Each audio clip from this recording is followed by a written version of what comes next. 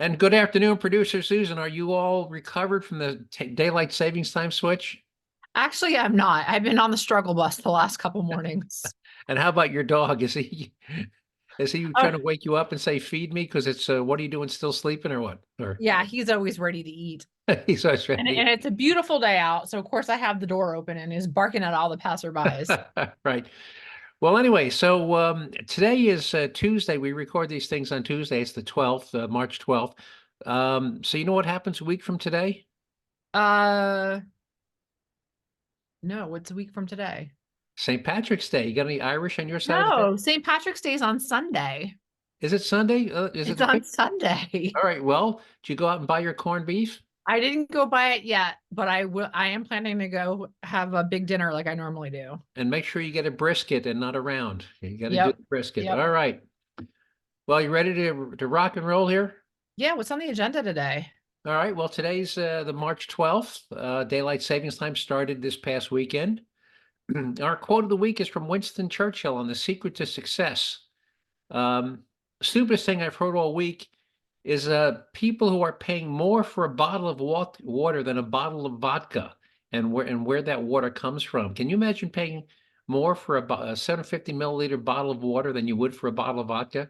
No. Okay. Um, we'll tell you about how a Nebraska woman got 7,000 gallons of free gas worth more than $25,000 last year by using her store's reward cards. Did you hear about that one? I did not, but I know people who try to get the best discount on their gas using their Okay. grocery Yeah, card. but 7,000 gallons, a little bit over the top. In our language matters segment, we'll tell you what President Biden actually means when he tells people that his proposed budget for 2025 would, quote, restore the child tax credit. And it's really a deceptive play on words. So we'll tell you what he really meant by restore. Um, did you know that you can convert a handgun to a fully automatic machine gun? Really? How's that possible? Well, I'll tell you about it. I'll tell you how many thugs are doing that and how the rise, and how many had the increase in thugs are doing it and how they're doing it. Um, we'll tell you how a bunch of New York City employees conspired to steal the identities of more than 150 homeless people, and then how they used those stolen identities to scam the government out of more than $1 million in COVID relief benefits. And in a segment we didn't get to last week, we'll tell you about a man who was arrested and charged with smuggling, quote, greenhouse gases into this country. And we'll tell you what those gases were and why he was doing it. Um, and finally, our taxpayer relief shot comes to us from Chicago, where an armed thug on a bike, a guy on a thug on a bike with a gun, picks on the wrong 60-year-old man to try and rob. So how does that sound? I've kind of truncated a little bit today. Yeah. All right. So here's a quote of the week from Winston Churchill. He says, success consists of going from failure to failure without loss of enthusiasm. Let me give you some examples. Any recollection of how many tries it took Edison to get the light bulb, to get a working light Oh, bulb? I'm sure it probably took them hundreds. Almost 1,000 tries before he got a working light bulb. Um, have you ever watched the series Food That Built America? Yes. Good show. Great for Gatorade. They tried dozens and dozens of different combinations Mhm. before they finally found the right mixture. Same thing with Kool-Aid. Um, and let's talk about people who have failed, famous people who have had to declare bankruptcy. Henry Ford declared bankruptcy twice. Walt Disney, Milton Hershey. Um, by the way, potato chips. Do you know what one of the biggest problems with potato chips were? Uh, I don't know. This was on the Food That Built America, and I know the answer to this. I can't remember what I saw on the show. They would go soggy and rancid because they would Yeah. pick up moisture because they were coated in salt. Salt attracts moisture, and it wasn't in, and they would put them in paper bags, but in a day or two, the bag would be all oily and the potato chips would be all soft. Oh, And it wasn't until they were able to come up with a glassine, like they call it glassine bag, that a moisture-proof bag. But if you go on and on again, Gatorade, Kool-Aid, ketchup, chocolate, potato chips, light bulbs. I think Um, you could probably say just about any invention is probably that's true. Right. And so you keep trying, you fail, you try, you fail, you try, and you keep going until you succeed. And the list is, if you look up famous bankruptcies, you'll see like 20. Abraham Lincoln declared bankruptcy. So again, Winston Churchill, success consists of going from failure to failure without loss of enthusiasm. Mhm. And you've got literally hundreds of examples. And the food that built America, by the way, is a great example of Yeah. the people like that kept trying over and over and over till they came up with something that was shelf stable, the right formula. They could ship it. By the way, Kool-Aid, the guy initially Kool-Aid, he initially was shipping syrup in glass bottles, but the bottles would break and the syrup was heavy, and because it was sugar, it would occasionally go bad. And he finally found a way to turn it into a powder. That was the secret of Kool-Aid, by the way. All right. So you want to hear about a bottle of water the size of a vodka bottle that you can buy for $26? Would you pay $26 for a bottle of water? Uh, Absolutely not. You know where that water comes from? No. A glacier? Yes, actually the latest trend for people who have too much money is to spend it on, quote, iceberg water, water that is obtained from capturing and in some cases breaking off frozen chunks of icebergs and then melting those captured chunks down into potable water. Now, by the way, icebergs, even though they float in salt water, icebergs are pure water. They are not salt water. And some of that water can be more than 10,000 years old. And if you think this is just a thing, if you go on Amazon and you search for iceberg water on Amazon, you will see dozens and dozens of companies offering iceberg water. They'll offer a 6-pack, they'll offer a 750 milliliter bottle, but they're charging as much for that as they are for vodka. So that's the latest thing and I've got a link you can post to the website of one particular one. But again, if you just go on Amazon and Yeah. I ice, just Googled one, 44.95. oh, is that for a 1 bottle or a 6-pack or what is it? Actually that's a 12 pack. That's a bargain. Okay, yeah, so it's only what, $4 a But bottle? Europe standard mineral iceberg water, 750 milliliters is 199. Okay. Yeah, Yeah. that's ridiculous. So yeah, so iceberg water is the new thing for people with too much money. It's like being a wine snob. Well, this is iceberg water. It's 10,000 years old. Um, as an engineer and a guy who knows a little bit about chemistry, water is water. Anyway. Well, hey, this is interesting claim they're making, and I kind of want to challenge this one. It says all natural, truly virginal water with almost no trace minerals. Water has trace minerals in it. Even like spring water has Yes. trace minerals in it. Absolutely. So I would agree with you that I think I'd be skeptical of that claim too. The only way you get water without trace minerals is to distill it first, and I don't think they're distilling that water. So anyway, so you want to learn how you want to hear how a woman in Nebraska got 7,000 gallons of free gas? Yeah, how'd she do that? I'd like to know so I can fill up my car like that. Well, if you go to some of these things like 7-Eleven or where they get these these rewards cards where you get Yep. points or something. By the way, there's a chain in Nebraska called Pump and Pantry. It's like a loaf and jug Uh-huh. convenience store, and they have and you can use your points to pay gas. Like, on some of the supermarkets, you can get like a 9 cent a gallon discount by swiping your card. Well, what she discovered is that there was a flaw in their software, and what she discovered is that she discovered a flaw in their software that if you swiped your card twice, it put the pump in what was called demo mode. It went from regular mode to demo mode, and in demo mode, free gas could be pumped with no charge. So you didn't have to put a credit card in. She would just swipe again, and pump gas. So not only did she put gas in her own car, she would charge her friends. She would go with her friends to the pump and pantry, and they would give her $10 or $15, and she'd swipe her card and fill up their cars with $25 of gas for $10. Interesting. And that was in USA Today. So 7,000, and she did this over a 6-month period. Now at 350 a gallon, that was well over $25,000. So Mhm. she exploited a software flaw. in the pump and pantry convenience store chain. All right. Uh, so, but yeah, you might want to try that. Swipe your card twice if you got like a store card. See if it works for Yeah, you. our grocery store, I think it's like for every $100 you spend, you get 10 cents off your gallon. Now, for a large family, that's, Yeah, that's eating several $100 worth of food a month, even yeah, probably closer to $1,000 worth of food, yeah. Well, you know. swipe your card twice. See if they got the same flaw. You never know. All right.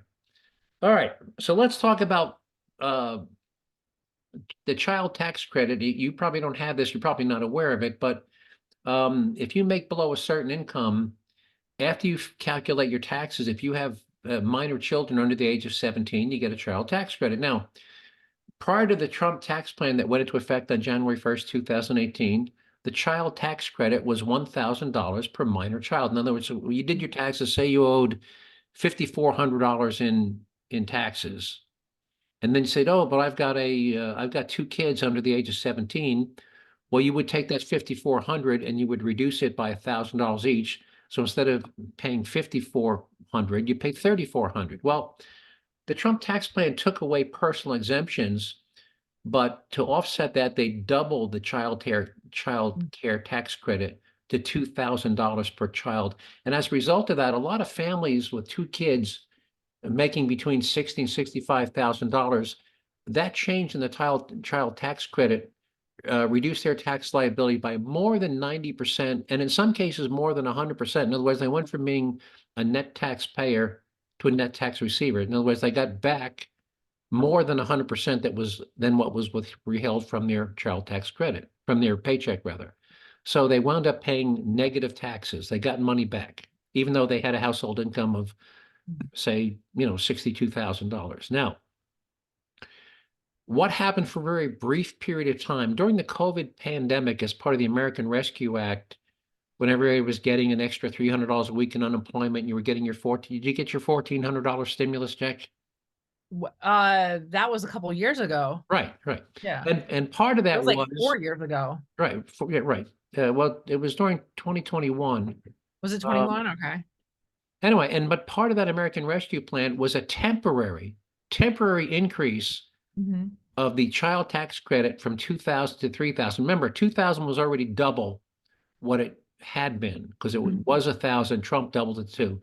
There was a 1 year temporary increase to 3,000, um, which then turned virtually every family with two or more children making less than $65,000 a year into net tax receivers. If you had two kids, you were making $65,000 a year or less, you no longer paid taxes. You were getting money back. You were paying less than zero. Now, that temporary increase in the amount of child tax credit expired at the end of 2021 and reverted back to the $2,000 per child credit that was already double what it was in 2017 under 17. Now, under Biden's new budget that he talked about in his State of the Union address, he called about restoring the child tax credit, but restoring it to what? Well, it's already back to the $2,000. Well, but by restoring, what he means is that he wants to increase it back to the temporary $3,000 per child pandemic relief level, despite the absence of any pandemic. So, in liberal political newspeak, increasing something by 50% now simply becomes restoring it, which is why But I language guess my matters. question is like, why would we do this when, like you said, we are no longer in a pandemic and people should be back to work? Well, yeah, but it's a ploy to get votes. You're pandering to the voters. You're pandering to people with kids. But this is costing us taxpayers, and this is costing us tax dollars. Right, and it's putting us deeper in debt. We're going to go an extra 1.7 trillion in debt this year and an extra two. We are increasing the national debt right now by $1 trillion every 100 days. So in 365 days, we're going to increase the national debt by $3 trillion. And here we are pandering to voters with kids by saying, "Yeah, well, you elect me and I will do this. And instead of 2,000 per kid, you get 3,000," which basically turns you into, you're no longer a taxpayer, you're now a net tax receiver. So again, I object to him using the word restore. What he Mhm. really means is we're going to increase it back to that artificial and temporary $3,000 per child. So That's my bugaboo. I don't know how you feel. I just think it's deceptive. Oh, At best, it's deceptive to say you're going to restore something.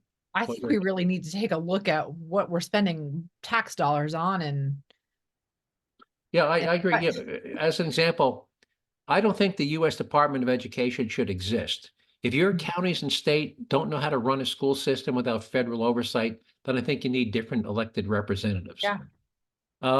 If you want to provide free school lunches to every kid in your school system, including kids whose parents drive his and her BMWs, well, that's great. But I think the taxpayers of your state need to fund that, not the federal government. And if you want to extend Medicaid, Even healthcare, if the district, I would even go down to the school district, because different districts in different states have different needs, whether you're yep, urban or rural, suburban. yep, it should all be the same. And same thing, Medicaid. A lot of states now have extended Medicaid eligibility to people who have jobs and have health insurance available to them through their employer. But if you're working for a company, your company says, "Hey, Susan, we've got a great health insurance plan. It's $150 a month, the employee contribution, and there's a $20 copay, office visit copay, and a $2,000 major medical deductible, and that's available to you as a health insurance from your employer, and Medicaid free, no copay, no monthly contribution, no Mhm. deductible. What are you going to do? You can take the Medicaid, right? Yeah. But so again, if states want to do something like that, well, God bless them, good for them. But don't ask federal taxpayers like you and me to if you want to be that generous, great. Let the people of your state. And by the way, I think if you were to put something like that on the ballot in whatever state it is, Mhm. Idaho, Nebraska, Illinois, and say, hey, we're going to make Medicaid available to all these people, but we have to raise your state income tax from 6.25% to 8.25%. How do you think that would go over as a ballot measure?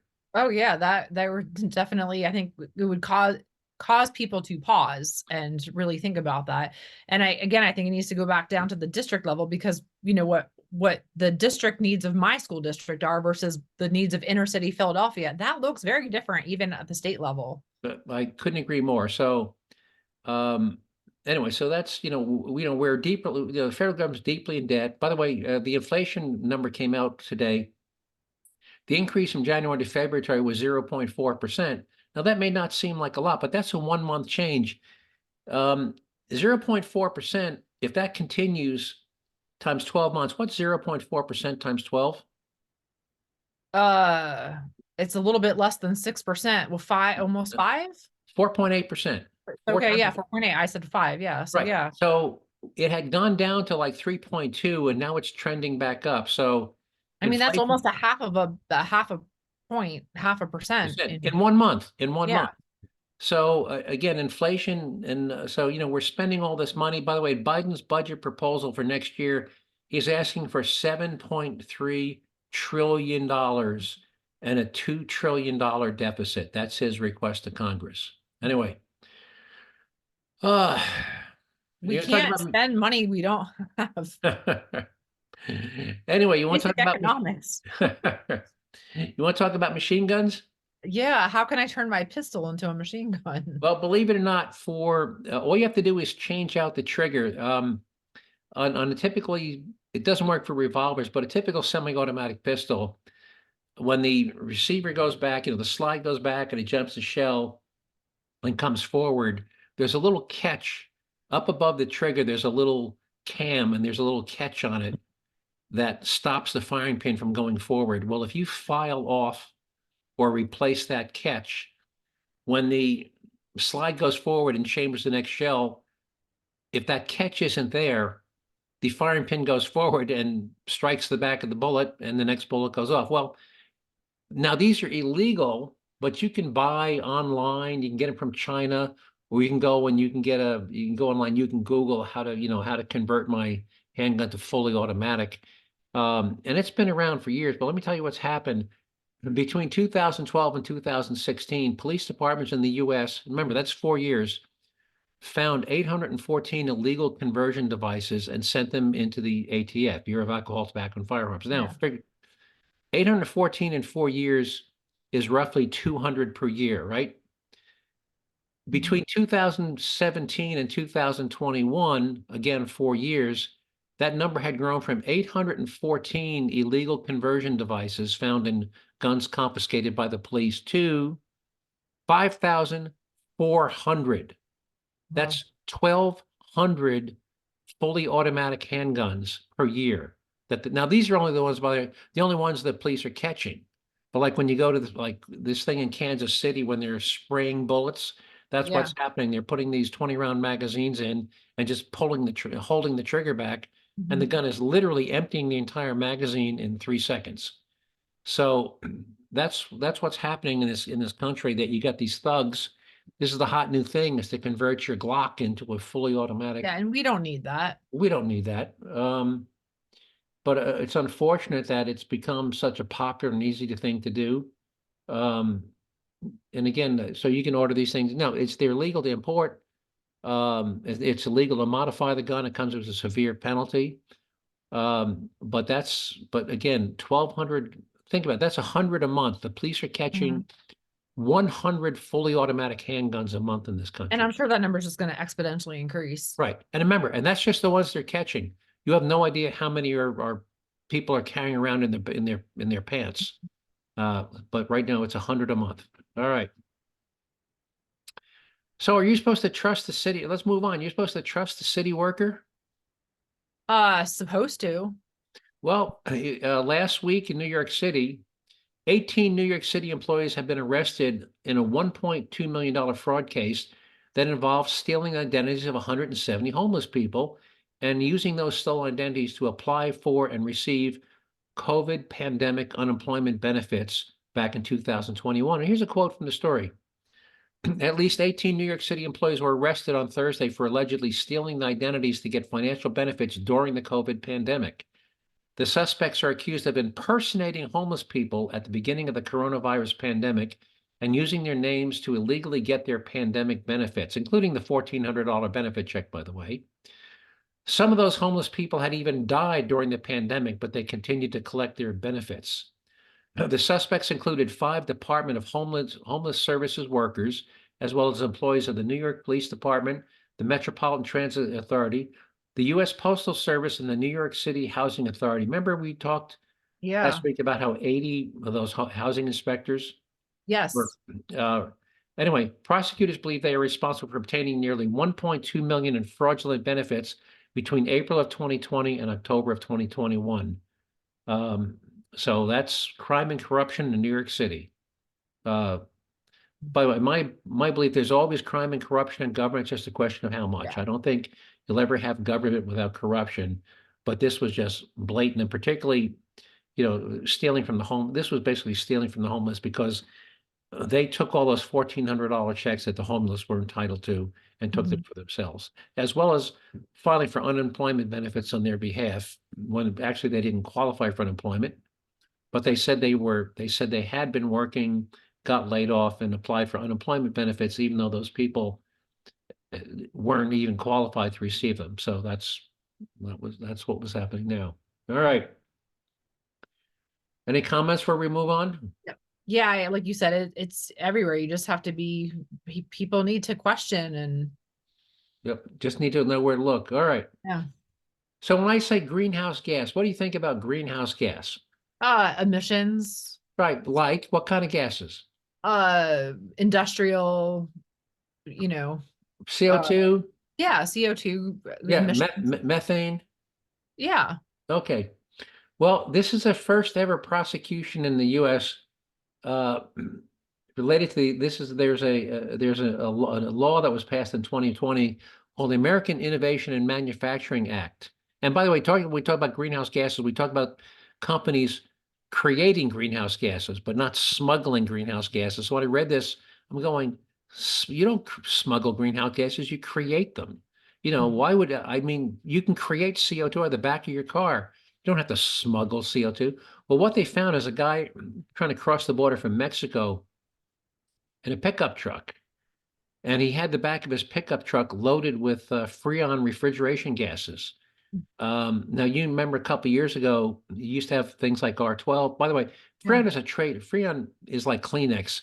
Freon was a patented trade name by DuPont, and over the years, everybody uh, began to call all refrigerant gases Mhm. freons, even though the only gases made by DuPont were freon. And by the way, and DuPont has retired the name because freon was a name they used for their old ozone depleting. The big thing with the old refrigerant 12, refrigerant R22, R12 was that they were having a detrimental effect on the ozone layer because they would, as they would escape from these air conditioning systems, they would rise up into the atmosphere where the sun would break them apart. They were called chlorofluorocarbons. They were chlorine and fluorine Fifteens. atoms bonded together.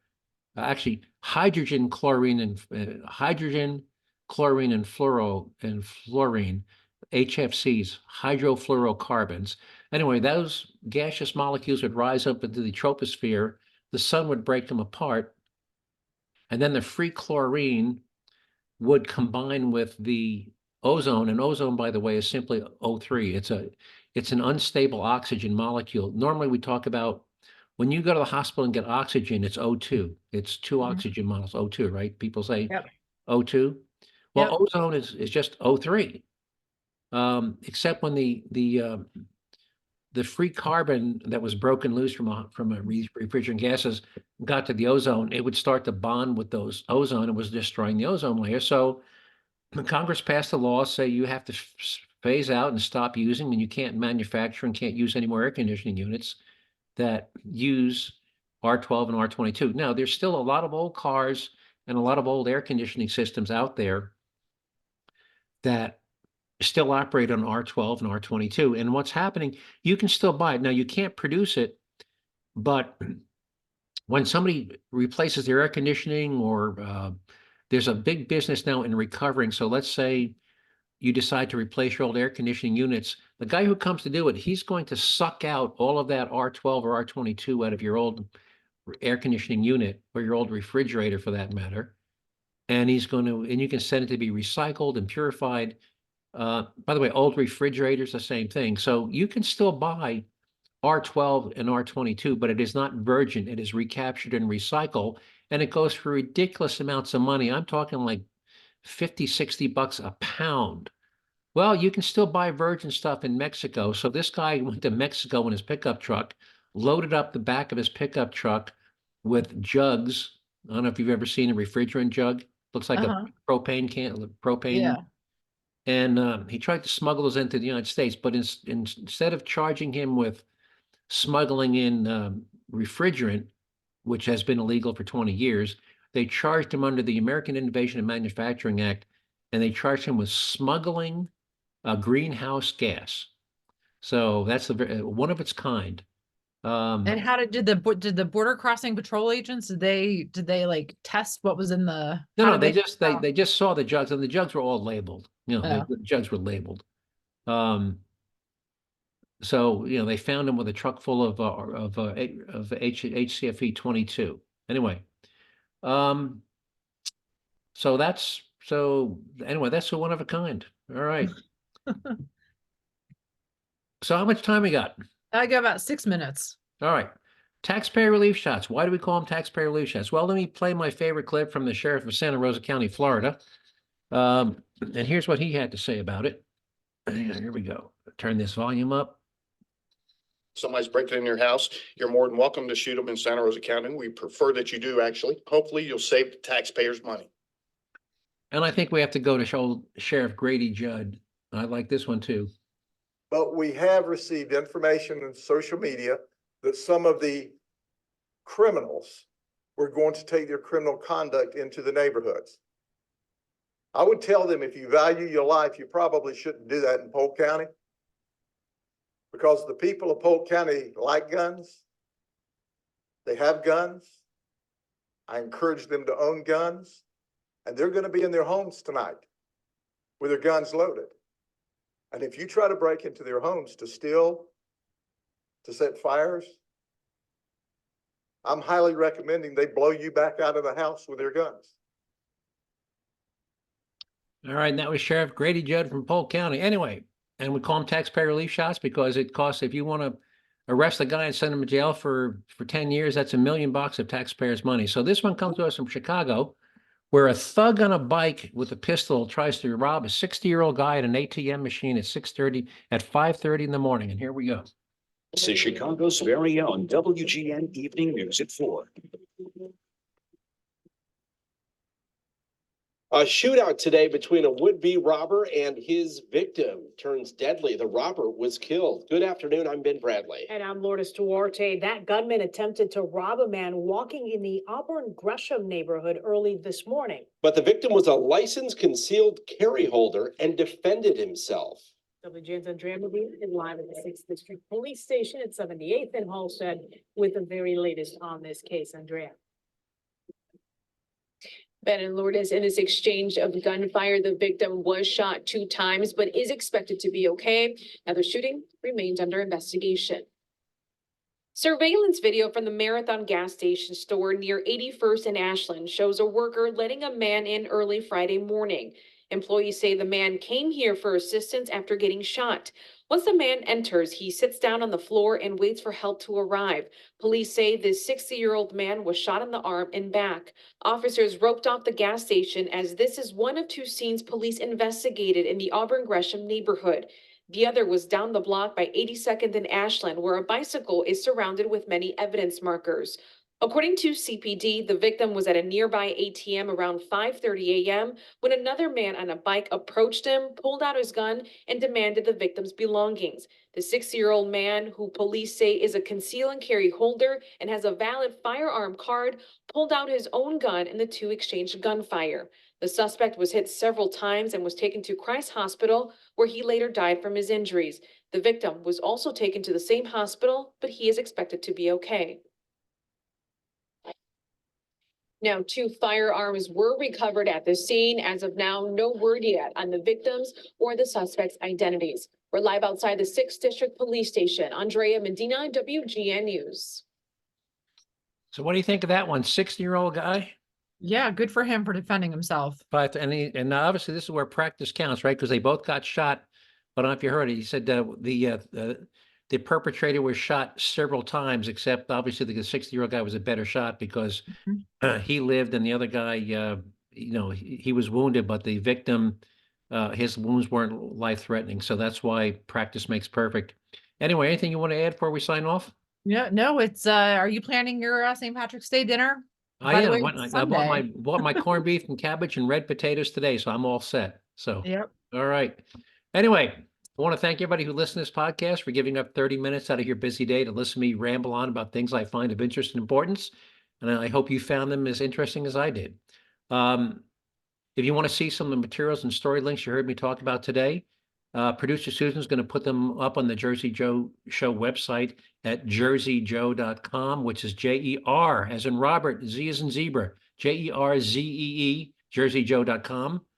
If you want to email me with a comment, question, or suggested show topic, you can do that just by sending me an email to joe@JerzeeJoe.com. Just remember to spell Jerzee Joe with a R, a Z, and a double E. And with that, producer Susan, unless you have something else, I'll sign off and talk to you next week. Anything else you want to No, add? and enjoy this. It's going to touch 70 degrees this week here. Same here. So looking forward to it. All right. You take care. All right. take care. Bye-bye. Bye.